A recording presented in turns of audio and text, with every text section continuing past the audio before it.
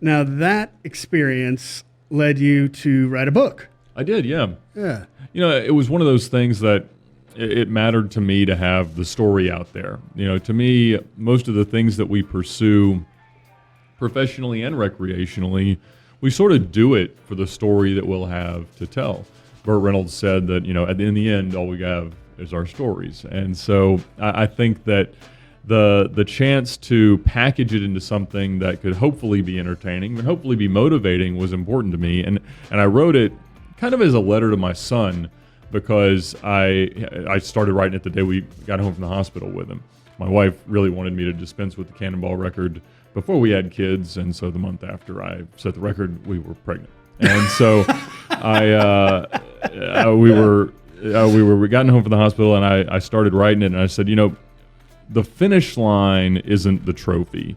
The blessing of Cannonball was having something to chase through my 20s, because this is a time where, as men, we're trying to figure out who we are and what we're good at and how we can define ourselves. And the privilege that I saw in achieving it wasn't really the accolade. It carried me through the darker times of adolescence, the ability to have this kind of back of mind goal that was always that thing to look forward to, that thing to chase, that thing to strive for.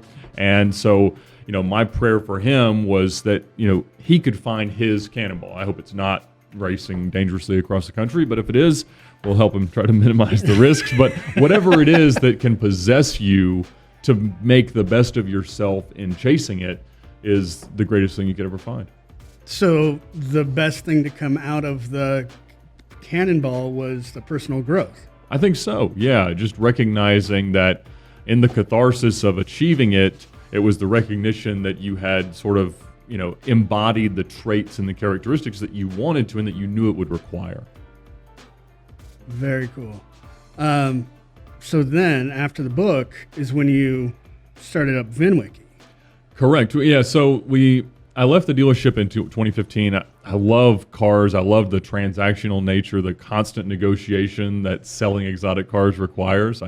It's like a business high every single day.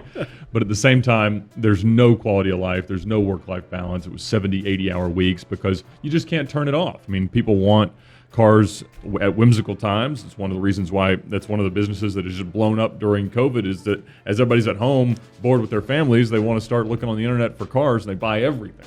And so, wow, yeah, like regular cars don't sell, but anything rare, cool, or interesting sells immediately. And so, you can never turn your phone off.